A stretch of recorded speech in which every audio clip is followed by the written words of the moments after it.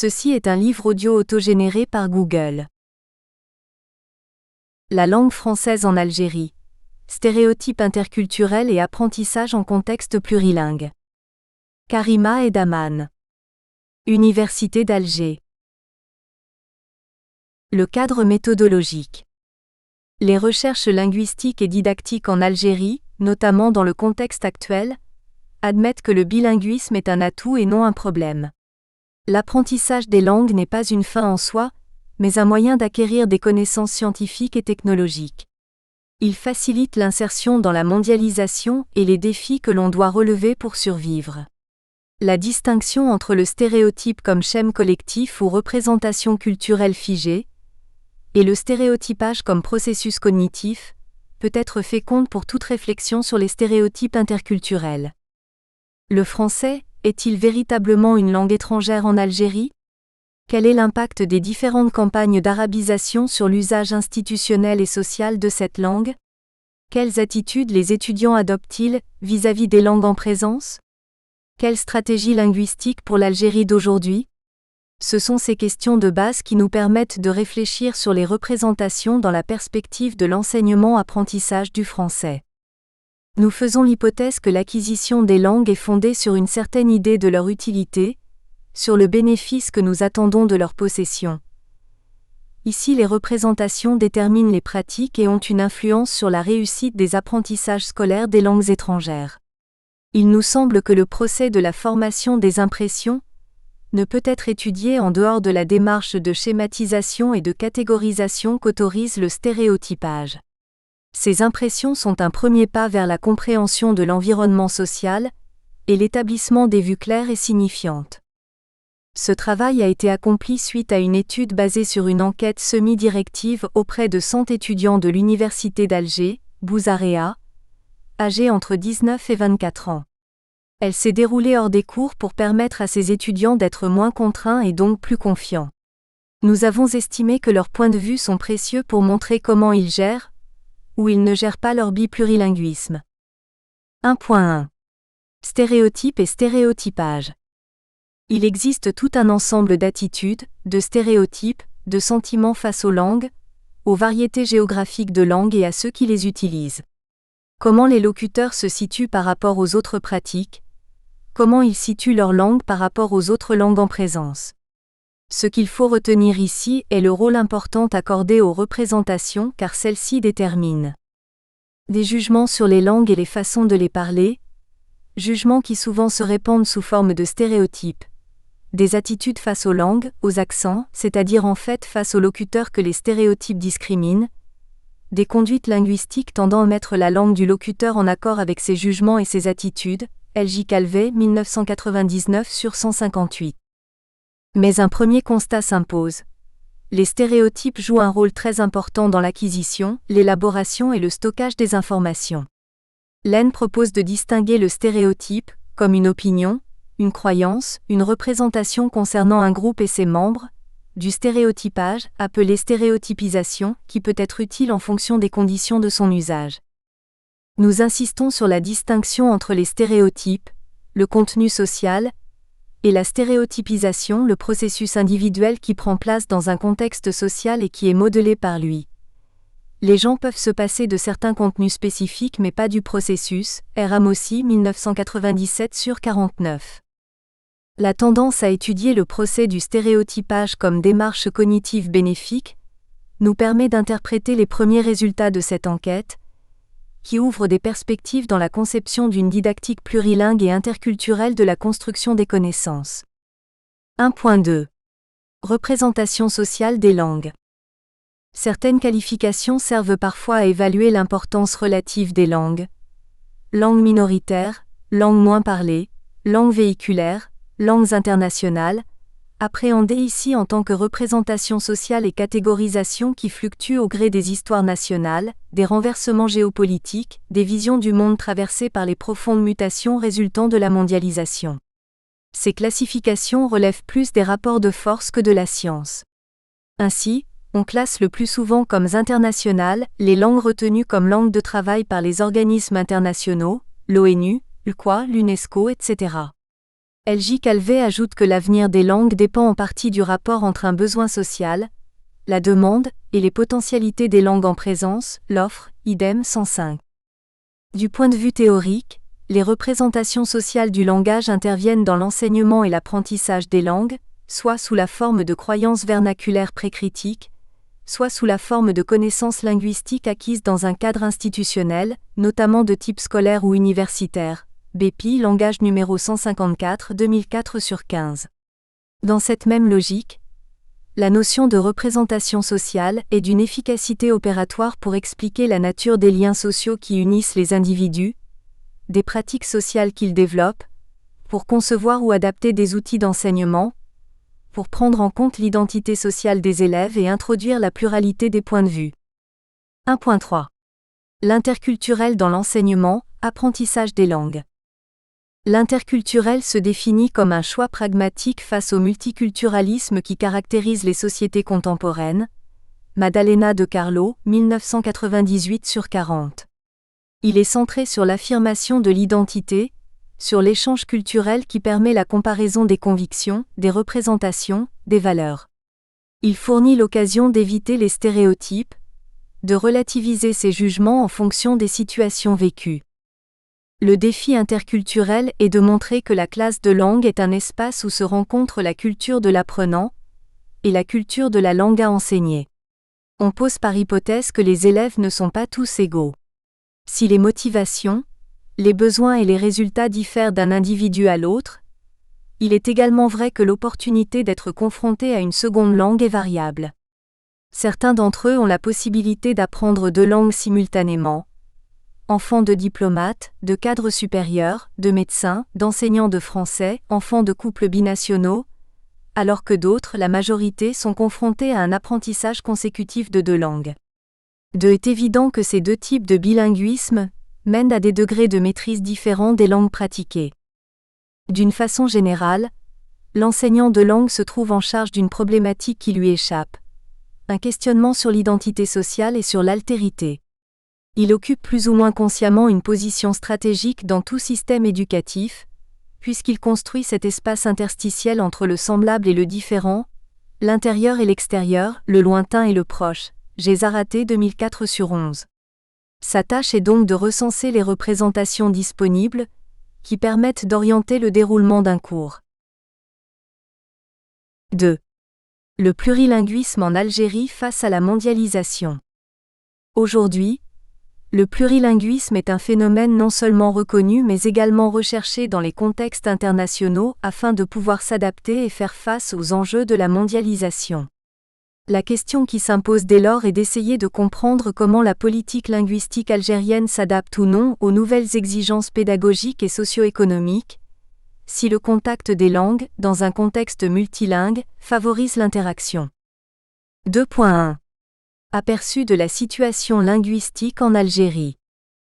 Il existe dans la société algérienne une configuration linguistique quadridimensionnelle, se composant fondamentalement de l'arabe algérien, la langue de la majorité, de l'arabe moderne pour l'usage de l'officialité, texte officiel, administration, école et médias, du tamazirt, langue du patrimoine culturel, qui se compose lui-même d'un ensemble de parlers, le kabyle, le chaoui, le mozabite, le targhi etc., et du français, langue héritée du colonialisme, pour l'enseignement scientifique. 2.2. Politique linguistique et conflit de représentation. Commençons par 2 définitions. L.J. Calvet appelle politique linguistique un ensemble de choix conscients concernant les rapports entre les langues et la vie sociale, et planification linguistique, la mise en pratique concrète d'une politique linguistique, le passage à l'acte en quelque sorte. 2003, 110. Pour Henri Boyer, l'expression politique linguistique est plus souvent employée en relation avec celle de planification linguistique. Tantôt elles sont considérées comme des variantes d'une même désignation, tantôt elles permettent de distinguer 2 niveaux de l'action du politique sur les langues en usage dans une société donnée.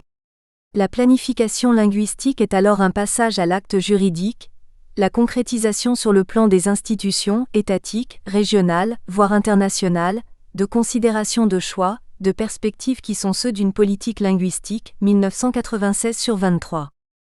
Si la gestion politique des langues passe par l'analyse de leurs fonctions symboliques ou pratiques, le recours à l'histoire permet de retrouver la genèse des représentations. Dans cette perspective, il semble que la recherche de l'authenticité a conduit d'abord l'association des oulémas par la création de médersa, à fixer un double objectif: rétablir l'islam dans sa pureté et arabiser les Algériens menacés par la francisation. Au lendemain de l'indépendance, malgré le manque de moyens, les nationalistes du FLN ont mis au point une politique linguistique d'arabisation pour affirmer l'identité arabe sans tenter de préserver les langues minoritaires. H. Boyer nous précise ce point. Il est évident que les pays du tiers-monde qui ont souhaité, à la suite de la colonisation, instaurer des planifications linguistiques, n'ont pas toujours eu les moyens, en particulier financiers, de leur ambition. Car les politiques linguistiques, comme d'autres types d'interventions étatiques, coûtent cher. Par ailleurs, les conditions historiques et culturelles elles-mêmes sont parfois des obstacles quasi insurmontables devant lesquels le volontarisme reste relativement impuissant. 1991 sur 107. Les héritiers des oulémas se sont voulus, pour reprendre l'expression de G. Grand-Guillaume, plus arabe que tous les arabes, M. Benrabah, 1999 sur 132, en proposant d'anéantir ce mélange d'éléments de culture disparates et contradictoires, hérités des époques de conquête coloniale, et de lui substituer une culture nationale unifiée, liée à la civilisation arabo-islamique. L'arabisation est devenue synonyme de ressourcement, de retour à l'authenticité, de récupération des attributs de l'identité arabe qui ne peut se réaliser que par la restauration de la langue arabe, récupération de la dignité bafouée par les colonisateurs et la condition élémentaire pour se réconcilier avec soi-même. K.H. Taleb Ibrahimi, 1997 sur 184. Le rapport langue nationale, langue étrangère est un rapport conflictuel définissant chacune des langues par un statut qui, tout en précisant les rôles et les fonctions qui leur sont assignés, fixe aussi leurs aires d'emploi ainsi que certains usages. 1978 est l'année effective de l'application de l'école fondamentale, totalement arabisée. Les langues étrangères sont décrétées langues d'ouverture sur la civilisation universelle et sur l'univers scientifique. Dans cette même perspective, il faut noter que l'enseignement de la civilisation est un enseignement pour la communication, c'est-à-dire pour l'usage effectif par l'apprenant de ce qu'il a appris. D'une façon générale, l'arabisation des sciences humaines, politiques et juridiques a créé des divisions, voire des affrontements, au sein de la communauté universitaire entre trois courants: arabophones, francophones, dénoncés comme francophiles, et berbérophones. L'application du multipartisme à partir de 1988 s'est accompagnée d'un intérêt pour la langue et la culture berbère et d'une réactivation de l'arabisation. Le 17 décembre 1996, le Conseil national de transition, CNT, l'Assemblée législative algérienne désignée, votait à l'unanimité une loi sur la généralisation de l'utilisation de la langue arabe. Elle n'a cependant pas été suivie de texte officiel définissant les modalités de son application dans les divers secteurs concernés. La position des partisans de cette loi conduirait à attendre la disparition du français, voire à l'accélérer. Position peu réaliste, qui a relancé la guerre linguistique entre arabophones et francophones. Des changements dans la perception des statuts des langues du pays semblent caractériser le discours officiel algérien, depuis l'arrivée de M. Abdelaziz Bouteflika à la présidence de la République. En 2003, la Commission nationale pour la réforme du système éducatif, CNRSE, propose, en s'appuyant sur le choix des parents d'élèves, que la langue française soit introduite comme première langue étrangère dès la deuxième année du cycle primaire et serve de médium d'enseignement des disciplines scientifiques dans le cycle secondaire. En somme, cette chronologie, qui ne distingue que les moments forts d'un discours sur l'arabisation, ne se prétend pas exhaustive. Cette politique linguistique algérienne est basée sur le monolinguisme. Une nation, une langue, elle a privé le pays du multilinguisme pourtant bien réel dans la société. 3. Synthèse interprétative des principaux résultats obtenus. Sur 100 sujets retenus, on n'en compte que 18 de sexe masculin. Ceci n'est pas une situation particulière à cette enquête. Les filles paraissent plus coopératives et plus nombreuses que les garçons. Cet entretien permet aux étudiants de verbaliser leurs interrogations, leurs expériences personnelles, leurs souffrances, leurs attentes. Leurs représentations permettent de s'auto-catégoriser et de justifier le choix de certaines langues par rapport à d'autres en fonction des enjeux pédagogiques, sociaux, culturels, affectifs et techniques. 3.1. Analyse des représentations des langues. Il n'est pas toujours possible d'établir une distinction tranchée entre la production de stéréotypes et le processus individuel de stéréotypage. Le premier prend la forme d'une reconnaissance du déjà dit, tandis que le second prend place dans le contexte social et s'apparente à la prise en compte de la relation personnelle d'un étudiant avec ses langues et sa culture, situation de gêne ou de malentendu, explication de la différence culturelle.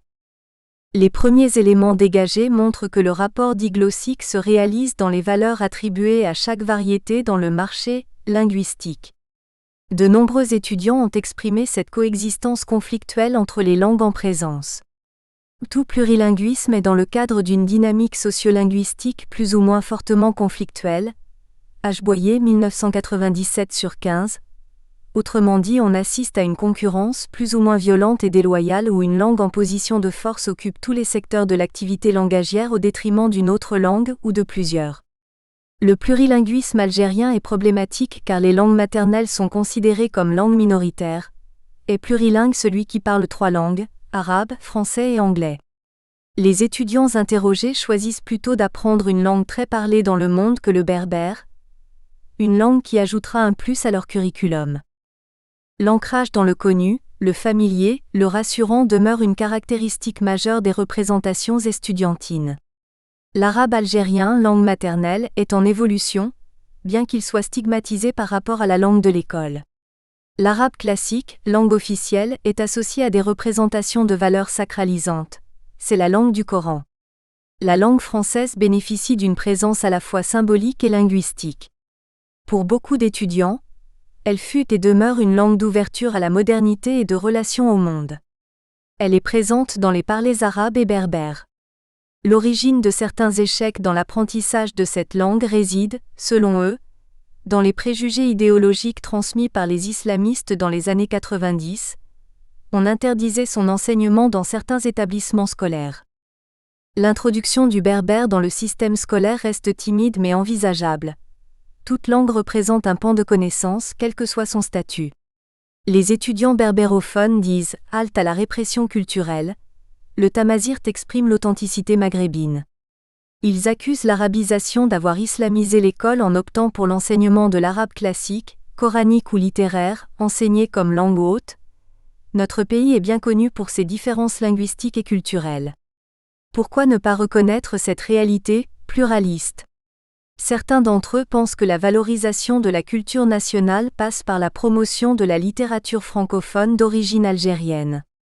Jean Amrouche, Mouloud Feraoun, Mouloud Mameri et Kateb Yassine admettent, à titre d'exemple, que la valorisation des langues et des cultures maternelles est au service des intérêts identitaires nationaux, faire en sorte que chacun se sente reconnu dans sa différence pour adhérer à l'ensemble, c'est-à-dire construire une identité algérienne stable et citoyenne.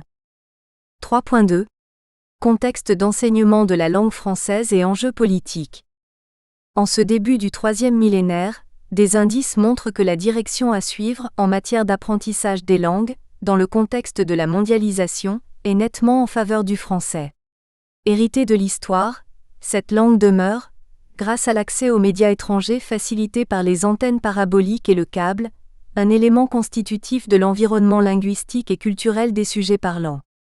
Nous reprenons, pour décrire la réalité concrète de la langue française en Algérie, les remarques de Rabat Sebaha. Sans être officielle, elle véhicule l'officialité sans être la langue d'enseignement, elle reste une langue privilégiée de transmission du savoir sans être la langue d'identité, elle continue de façonner de différentes manières et par plusieurs canaux l'imaginaire collectif sans être la langue de l'université, elle demeure la langue de l'université. Extrait d'un article publié par le journal El Watan du 1er septembre 1999 sur 7. Cet entretien semi-directif nous a permis de dresser un bilan, de dire que le français, butin de guerre, selon l'expression de Kateb Yassine, ne peut pas disparaître du marché linguistique algérien car cette langue est étroitement liée aux grands idéaux scientifiques, éthiques, esthétiques et humanistes. L'Algérie est un pays qui n'appartient pas à la francophonie, Mais nous n'avons aucune raison d'avoir une attitude figée vis-à-vis de la langue française qui nous a tant appris, et qui nous a, en tout cas, ouvert la fenêtre de la culture française, déclare le président Abdelaziz Bouteflika au sommet de la francophonie tenu à Beyrouth. Confère. El Watan, 1-8-1999. Ici, la francophonie, respectueuse de la diversité des cultures, est considérée comme un pôle de liberté et d'ouverture au monde. Ce n'est certes pas la défense de la langue française qui compte, mais la défense de ceux qui la parlent. Ces locuteurs sont aussi biculturels, ils disposent d'un éventail plus large et plus souple des représentations à propos des langues, de leur fonctionnement et de leurs usages sociaux. Par ailleurs, la mondialisation a fait naître un besoin de communication. L'acquisition du français comprend l'acquisition d'une compétence culturelle et celle de la capacité de vivre ensemble avec d'autres. Cette langue est associée à des stéréotypes valorisants qui renvoient aux représentations affectives. J'aime bien cette langue, c'est une belle langue. Elle est aussi le produit d'une recherche de prestige culturel ou de positionnement social, car elle est souvent liée au travail et à la promotion professionnelle, même si pour cet aspect l'anglais commence à gagner du terrain dans le domaine des sciences exactes. Certaines branches de l'enseignement supérieur, médecine, biologie, sciences vétérinaires, pharmacie, architecture, informatique, et les secteurs clés de l'économie nationale, industrie, hydrocarbures, technologie, banque, continuent à utiliser le français. Les facteurs qui sous-tendent ce choix sont l'Internet, les impératifs de la recherche, la nécessité de s'ouvrir aux nouvelles technologies, les manifestations pour l'année de l'Algérie en 2003, la pénurie de la documentation scientifique en langue arabe, malgré les efforts déployés en faveur des importations et des traductions. 3.3. L'alternance codique. Les étudiants se trouvent forcément dans une situation de contact des langues puisqu'ils apprennent l'arabe classique dès la première année primaire, et le français comme première langue étrangère un peu plus tard, suivi par l'anglais. Ce contact de langue produit des interférences, des alternances codiques et des stratégies. Il génère aussi un problème de communication sociale. L.J. Calvet, 2003/47. L'alternance des langues sert à compenser un déficit de compétences linguistiques dans au moins une des deux langues utilisées. Une telle communication a d'importantes fonctions communicatives et comporte des significations qui à bien des égards sont semblables à celles des choix stylistiques dans les situations monolingues. J. Gumpers, 1989/111. Les résultats analysés révèlent que les étudiants d'Alger sont plus régulièrement au contact de la langue française que ceux des autres universités. Mais aucune des langues pratiquées n'est suffisamment maîtrisée. Les personnes interrogées nous expliquent que lorsque l'enseignant aborde des sujets dits scientifiques ou techniques, il fait intervenir le français qu'il alterne parfois avec l'anglais, quelques emprunts. Le recours à l'arabe dialectal sert à interpeller les étudiants pour participer. La répétition d'un même message dans deux ou plusieurs langues différentes a pour but d'apporter des informations supplémentaires, de maintenir le contact qui déclenche l'échange communicatif, de s'assurer que le cours est bien compris. En guise de conclusion, la mondialisation nécessite la reconnaissance des langues, l'adaptation aux nouvelles cultures technologiques et impose sa propre orientation en matière de politique éducative, qui dépend à la fois de l'histoire nationale et des orientations géopolitiques. Dans cette même logique, on ne peut pas instaurer une politique linguistique par la contrainte. Il serait souhaitable, pour dépasser les difficultés, de débattre la question de l'enseignement des langues avec les spécialistes, linguistes, pédagogues et parents d'élèves, afin de définir les stratégies d'apprentissage, de cibler les manuels pédagogiques, définir à titre d'exemple la place à accorder à la littérature algérienne d'expression française dans ces manuels, et de réaliser des programmes scolaires à partir des besoins de la société. Les résultats obtenus de cette enquête semi-directive ouvrent, on l'a dit, des perspectives dans la conception d'une didactique du plurilinguisme et du pluriculturalisme, qui s'interprète à travers les discours portés sur les langues, la conception de l'identité nationale et de la relation à l'altérité. Il semble confirmer l'utilité de dépasser le constat d'échec par des propositions pédagogiques concrètes, appréciation du bénéfice linguistique de l'enseignement bilingue, prise en compte des besoins des apprenants, nécessité de les doter des moyens leur permettant la communication interculturelle. Il est urgent de revoir la formation des enseignants et des formateurs. À ce sujet, il apparaît opportun de les aider à A. Inscrire leur enseignement dans une perspective interculturelle, réappropriation de la mémoire plurielle de l'Algérie et ouverture sur le monde. B. Acquérir une maîtrise minimale des outils liés aux techniques d'information et de communication afin de former des étudiants plurilingues prêts à se distinguer sur le plan professionnel car les portes de l'ouverture s'ouvrent de l'intérieur. Avec de la volonté, ces futurs diplômés auront la chance de devenir motivés, productifs et efficaces. La sociolinguistique du changement. Le cas du bilinguisme stéréotypé en classe de français langue seconde et en milieu minoritaire. Nathalie Auger d'IPRALANG, Université de Montpellier 3. Phyllis Daley, Université d'Ottawa, Ontario, Canada. Sylvie Roy, University of Calgary, Alberta, Canada. Introduction. Pour Giddens, 1994, la réflexivité ou l'examen et la révision constante des pratiques sociales, à la lumière des informations nouvelles concernant ces pratiques mêmes, ce qui altère ainsi constitutivement leur caractère. Giddens, 1994/45, est un fondement de la modernité avancée. Ce que nous appelons la sociolinguistique du changement se réfère à cette réflexivité, en théorie et en pratique, prise comme responsabilité du chercheur. C'est-à-dire que le chercheur assume complètement son rôle d'agent de changement social, en collaborant à la définition et au mouvement vers une vision du futur. Afin de mieux expliciter la sociolinguistique du changement, nous prendrons un cas de stéréotypage récurrent sur nos terrains de recherche, celui du bilinguisme. Le bilingue est réduit à une personne ayant une maîtrise native de 2 langues, le vivant comme un frein ou un atout à l'apprentissage et porteur d'une marque forte d'identité. En lui-même, le stéréotype est le figement d'une représentation et ou d'une pratique et de fait, entrave le changement, mais comme il se construit selon les connaissances que nous avons des autres et de nos propres milieux de vie, il peut évoluer. Dans cet article, il s'agira donc de circonscrire le stéréotype du bilinguisme et de voir l'apport que peut engendrer la sociolinguistique du changement, que nous définirons ci-dessous. Cadre théorique. Le cadre théorique s'inspire de la sociolinguistique critique décrite par M. Heller, 2002/9, dont le point de départ est la sociolinguistique interactionniste, mais avec l'objectif de relier la description et l'analyse des pratiques langagières spécifiques à des moments historiques et socialement bien situés, à une description, une interprétation et une explication qui tiennent compte des dynamiques sociales à plus grande échelle, tant dans l'espace social que dans l'espace temporel. On peut donc raconter l'histoire des écoles étudiées, en lien avec les idéologies plus globales sur le bilinguisme. Qu'est-ce que le bilinguisme en France ? Qu'est-ce que le bilinguisme au Canada ? Ces histoires dépassent le cadre de cet article, mais il faut comprendre que chaque groupe a ses raisons de dire les choses. Nous nous limiterons ici à une brève description du contexte sociolinguistique de ces sites. Le lien avec le contexte socio-historique fera l'objet d'une analyse prochaine. Nous verrons que les discours se ressemblent malgré les différences de contexte.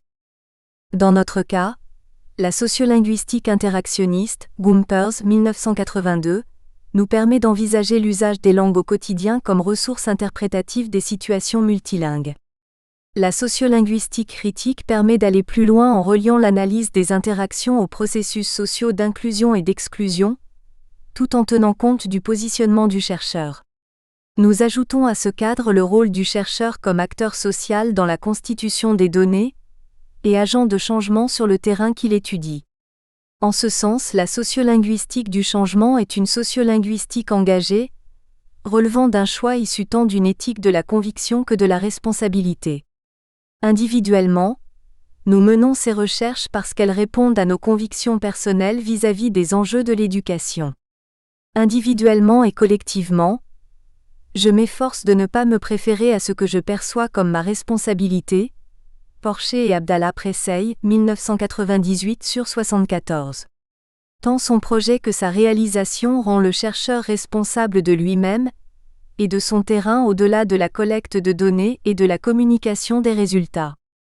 Le changement évoqué consiste en une transformation ou variation, et non une substitution de représentations ou de pratiques les unes par les autres. Dans le cas qui nous concerne, il ne s'agit pas d'évacuer la notion de bilinguisme, mais de faire évoluer son appréhension et d'avoir un impact sur les pratiques qui en découlent.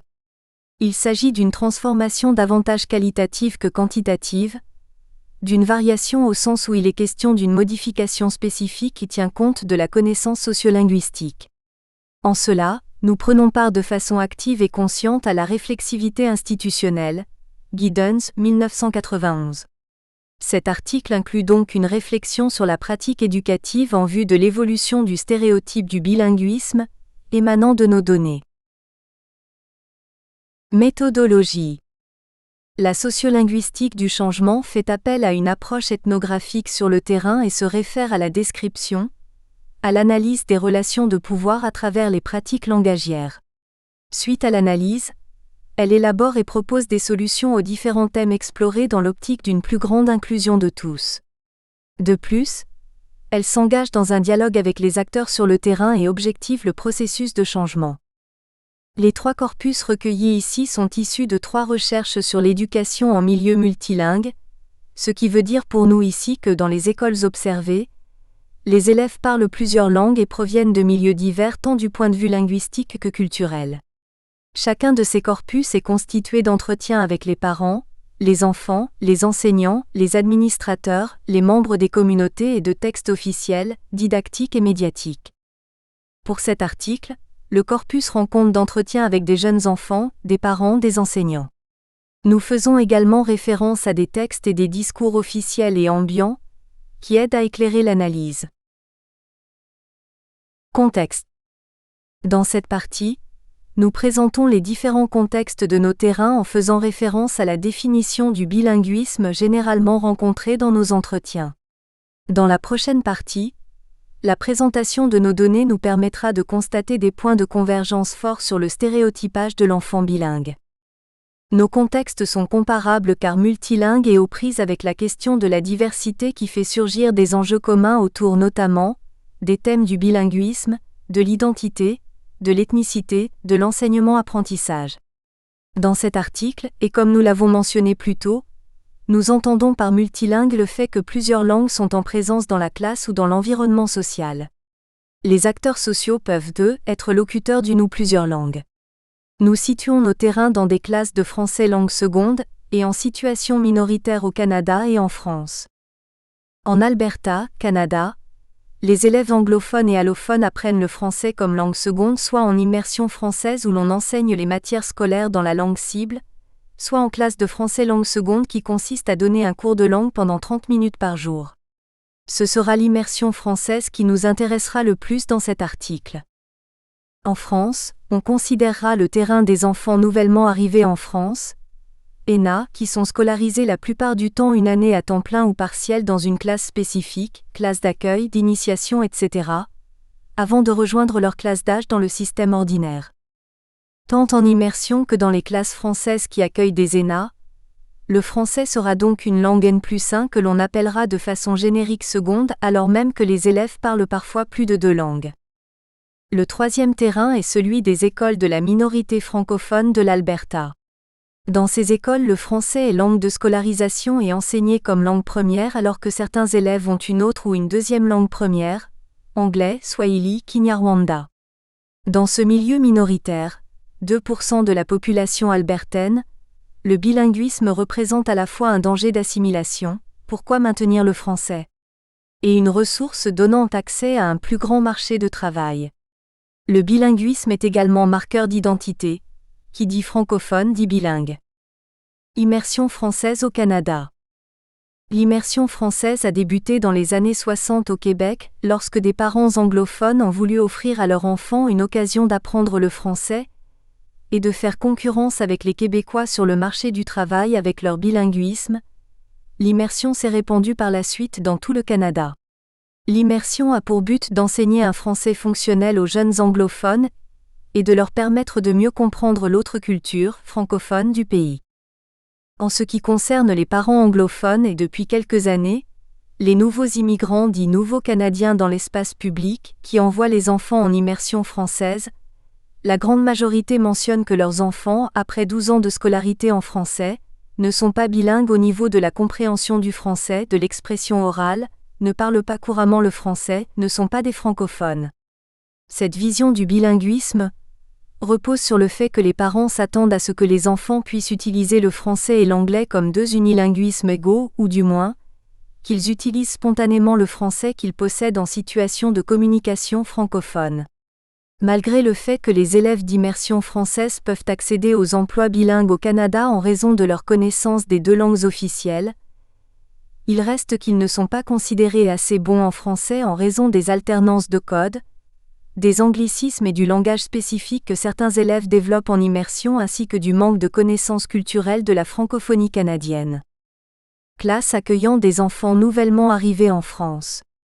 En ce qui concerne les enseignants qui accueillent des enfants nouvellement arrivés dans leur classe, on peut percevoir une confusion entre le stéréotype du bilingue, constitution de deux unilinguismes séparés totalement maîtrisés, d'un niveau équivalent à l'oral et à l'écrit, et la réalité de ce qu'est la constitution du plurilinguisme, que l'on nommera ainsi pour éviter toute confusion avec le stéréotype du bilingue. Rapidement, rappelons que conformément au cadre européen commun de référence pour les langues, on entend par plurilinguisme 2001/11, la capacité à s'intercomprendre car ceux qui ont une connaissance, même faible, peuvent aider ceux qui n'en ont aucune à communiquer par la médiation entre individus. Il ne s'agit plus simplement d'acquérir la maîtrise d'une, deux, voire même trois langues, chacune de son côté, avec le locuteur natif idéal comme ultime modèle. Le but est de développer un répertoire langagier, dans lequel toutes les capacités linguistiques trouvent leur place. La responsabilité des autorités éducatives ne peut se borner à ce que soit acquis un niveau de compétence donné dans telle ou telle langue à un moment donné, aussi important soit-il. Ces contextes font émerger des formes de stéréotypage qui sont proches et féconds pour l'analyse du stéréotype autour du bilinguisme chez les enfants. Ce stéréotype comporte les traits récurrents suivants. Il s'agit de deux langues constituées et distinctes, parfaitement équilibrées, deux tuyaux qui ne se rencontrent jamais. Gageot 2001 Daben 1994 Dallet 1992, 2001 Roy 2005 Auger 2006. Ainsi, le bilinguisme comprend un répertoire de systèmes étanches, l'un à côté de l'autre et qui ne se touchent pas, Heller 2002/96. L'analyse des données ethnographiques présentées ici provient des trois contextes mentionnés ci-dessus. Thème récurrent autour du stéréotype sur le bilinguisme. 1. Un bilingue a une connaissance équilibrée des deux langues. Comme nous l'avons mentionné, le stéréotype du bilingue rencontré sur nos terrains est associé à une connaissance équilibrée des deux langues. Cette connaissance implique une compétence tant à l'oral qu'à l'écrit, qui assimile le locuteur à un natif. Il n'existerait aucune interférence entre les deux langues. Dans le cas des ENA en France, l'attribution bilingue est souvent refusée par faute de cadre culturel. Il manquerait l'habitus au sens de Bourdieu. Cette représentation empêche de fait l'enfant d'entrer dans la francité, dans ses dimensions linguistiques et citoyennes. E3. Bilingue non, je dirais pas ça parce qu'ils ne connaissent pas la langue, ni la culture d'ailleurs. Dans le contexte d'immersion, il est question du niveau de compétence. Comme le stéréotype du bilingue renvoie à un haut degré de compétence dans les deux langues, il s'avère impossible d'atteindre le bilinguisme en 8 ans, les interviewés ne reconnaissent pas les habiletés fonctionnelles déjà acquises. How can you be bilingual after 8 years? 1. I don't know. I don't know, I would think that, I would guess that more time would be needed. Oh. Est-ce que l'on peut être bilingue après 8 ans? 1. Je ne sais pas. Je ne sais pas, je parierais que plus de temps est requis, plus. L'exposition à la langue est nécessaire. En milieu minoritaire, on conçoit le francophone comme a priori bilingue puisqu'il est impensable que quelqu'un vive dans un milieu anglophone et qu'il ne parle que le français. Le stéréotype du parfait bilingue fait surface lorsqu'il est question de la possibilité de perdre ce bilinguisme par un processus de soustraction de la langue maternelle en faveur de l'anglais. Lambert 1967. 3T. Faites-vous-en pas, les enfants vont apprendre l'anglais, mais c'est de garder le français, c'est cette dynamique-là qui est moins comprise, c'est de dire, bien écoutez, là l'anglais je ne suis pas pressé du tout, ils vont l'attraper, mais c'est de garder le français. Dans les faits, sociolinguistiquement, le bilinguisme est la capacité d'utiliser deux langues dans des situations de communication réelles, la maîtrise est évaluée par la capacité à se faire comprendre et non par rapport à une norme qu'il faudrait définir, standard. Sur le terrain, il apparaît que les acteurs sociaux font référence à une norme imaginaire, incluant langue et culture, normée également. Cette norme ne reflète pas non plus la réalité de la pratique bilingue, comprenant alternance de codes, emprunts, jeux de mots, etc. 2. Bilinguisme et identité. Par les exemples précédents, on a déjà entreaperçu que le bilinguisme est fortement lié à l'identité du locuteur, deux identités qui correspondent à deux langues distinctes. 3. Bilingue non, je dirais pas ça parce qu'ils ne connaissent pas la langue, ni la culture d'ailleurs. S'il n'y a pas ça, où est le bilingue? Puis au niveau de l'identité, on ne sait pas très bien où ils en sont, classe d'accueil d'ENA en France. Or, même dans la constitution de la langue, l'enfant entre dans les rituels de socialisation, dans la culture avant même de s'exprimer. On peut donc considérer que les ENA, qui vont à l'école, sont impliqués dans des rituels de classe, participent et intègrent des éléments culturels avant même de produire des éléments tangibles que les formateurs évaluent.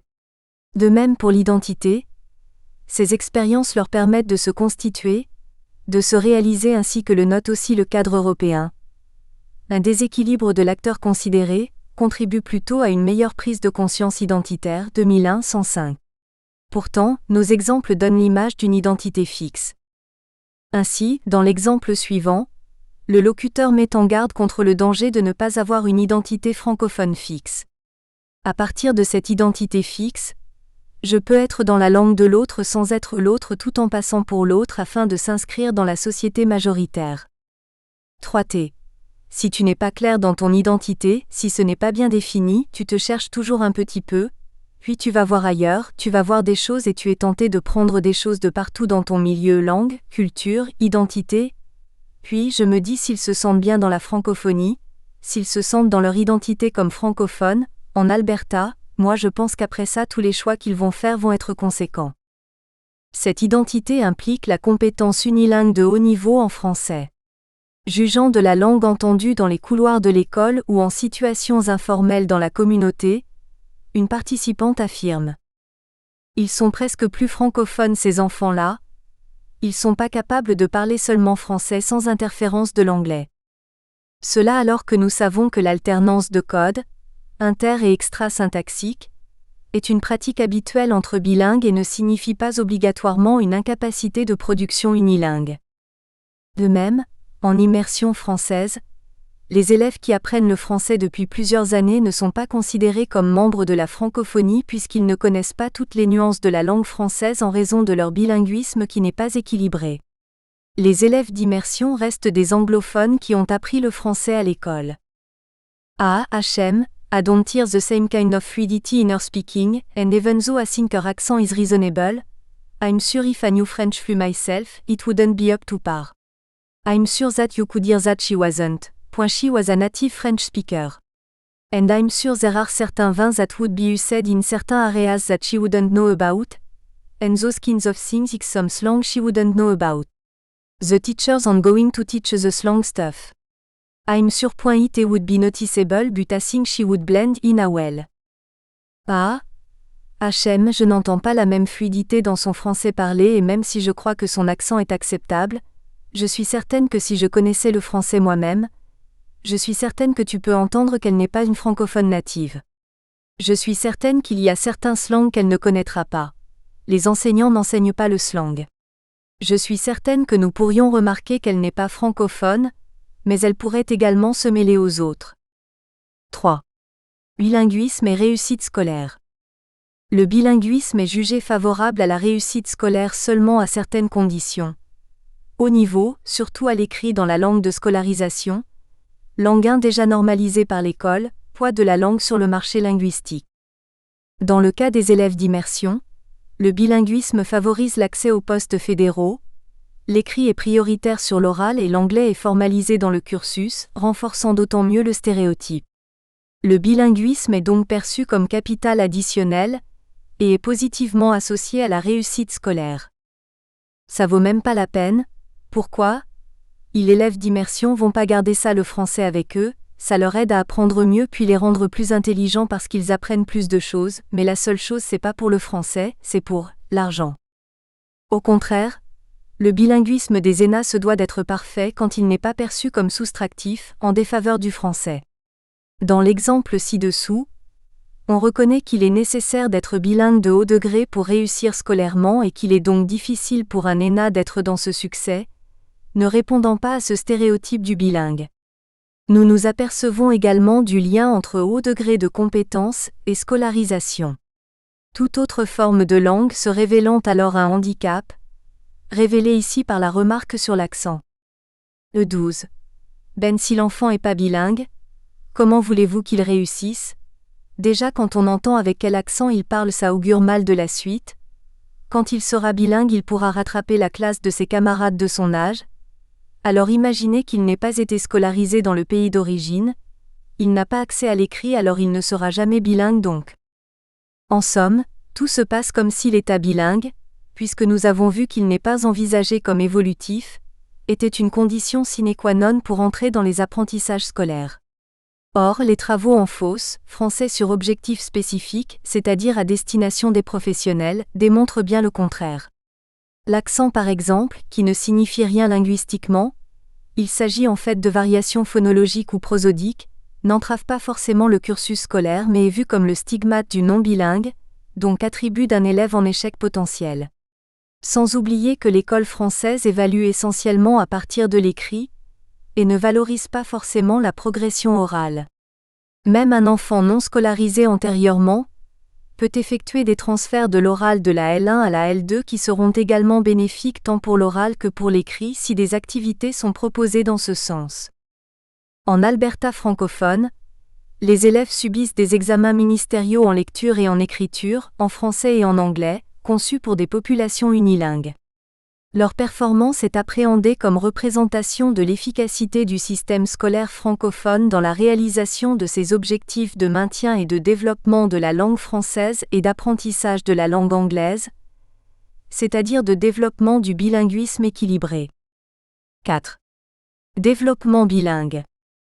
Parce que le stéréotype du bilingue est la constitution de deux unilinguismes, les locuteurs ne perçoivent pas le développement du bilinguisme comme une évolution parallèle, alors même que les recherches montrent l'inverse. Cummins, 2000, démontre par exemple que la scolarisation en parallèle en deux langues, L1 et L2, est plus favorable au développement du bilinguisme recherché par le locuteur. En milieu minoritaire francophone, le développement bilingue passe d'abord par un unilinguisme français. Sans un tel fondement, le bilinguisme ne peut être que soustractif. Même comme parent francophone, je veux dire souvent c'est bien plus, ça serait peut-être plus facile des fois de tenter et dire « Oui, on va l'envoyer jouer dans le parc en face puis ça va aller tu sais, mais quand tu es conscient que tout ça c'est en anglais, puis si tu veux faire en français, il faut que tu te déplaces, il faut que tu ailles ailleurs, donc c'est toute une autre chose aussi. » L'école francophone reprend cette approche et insiste sur la pratique de l'unilinguisme français. Les objectifs inscrits dans le carnet de l'élève d'une école secondaire lient également cette pratique unilingue à l'identité, celle du foyer et de la communauté de l'élève. Viser le bilinguisme intégré auprès de ceux et celles dont la langue du foyer est le français. Offrir une ambiance linguistique et culturelle qui est le prolongement du foyer et de la communauté. Communiquer à l'intérieur comme à l'extérieur en français. Cela alors que nous savons que la variation linguistique, du français en soi et présence d'autres langues et culturelles est omniprésente dans cette école et qu'un grand nombre de familles ont des pratiques bilingues. En ce qui concerne l'immersion, il est bien écrit dans un document préparé par le Learning Resources Centre 2006 que les élèves d'immersion apprendront avant tout l'anglais et ils développeront une identité anglophone, tout en ayant une forte connaissance de la langue française. De plus, les élèves d'immersion pourront mieux comprendre l'autre culture, la culture de l'autre. On ne parle donc pas de bilinguisme comme tel pour ces derniers. Toutefois, les enseignants et les parents, les élèves d'immersion ont un discours sur le bilinguisme et ce qu'ils font, c'est comparer la variété du français des enfants d'immersion à celui de francophones natifs. Souvent les enseignants ont ce discours en tête et désespèrent quand les enfants d'immersion ne parlent pas assez bien le français. Le développement du bilinguisme chez les ENA est considéré comme difficile à atteindre car le déséquilibre entre les langues et entre les compétences est perçu comme empêchant une catégorisation de bilingue, même de bilingues potentiels. E5, les ENA, eux non ils ne sont pas bilingues enfin, ils ne vont pas le devenir, bon peut-être un jour faut pas être pessimiste comme ça. Plus étrange encore, au vu des avancées scientifiques, les interviewés confèrent peu de possibilités aux élèves d'évoluer vers un bilinguisme plus équilibré, probablement car il n'y a pas d'inclusion de la langue maternelle. Or, le cadre européen notifie bien 2001 sur 105 que le fait de parier écrire différentes langues met forcément en jeu des compétences déséquilibrées et évolutives. Les déséquilibres sont de règle, les compétences dans les différentes langues en configuration évolutive. Répercussions pédagogiques. Dans cette section, nous proposons une synthèse des représentations présentées ci-dessus ainsi que les attitudes qui semblent en découler. Nous abordons alors des actions possibles faisant suite à ces constatations. Synthèse. Dans l'ensemble des contextes, les participants confondent le niveau académique et le niveau de bilinguisme attendu. Plutôt que de voir l'influence d'une langue sur l'autre comme témoin d'un apprentissage ou d'une pratique bilingue, on y trouve l'erreur et la preuve d'un sémilinguisme qui influence négativement l'apprentissage d'une part et la construction identitaire d'autre part. Ce stéréotypage entraîne souvent une attitude de rejet ou de relâchement, la tâche est impossible. Il existe également une attitude de rejet et d'exclusion des élèves chez les enseignants en pratique, et au niveau symbolique. En situation de langue seconde, les enseignants partent avec l'idée que les enfants ne seront jamais bilingues, donc ils n'offrent pas les défis nécessaires pour que les élèves acquièrent un bilinguisme équilibré. En situation minoritaire, seule la compétence langagière des enfants qui ont une pratique unilingue francophone est reconnue suffisante. Le bilinguisme est souvent mis en cause devant l'erreur en français et la compétence dans une troisième langue ou encore dans la pratique bilingue. Alternance de code, jeu de mots, ne fait aucunement l'objet d'évaluations positives. L'ensemble de ces représentations concorde au rejet de l'identité du jeune tantôt à titre de francophone, tantôt à titre de français. Nous espérons que vous avez apprécié cet aperçu. Pour continuer à écouter ce livre audio sur Google Play Livres, utilisez le lien dans la description de la vidéo.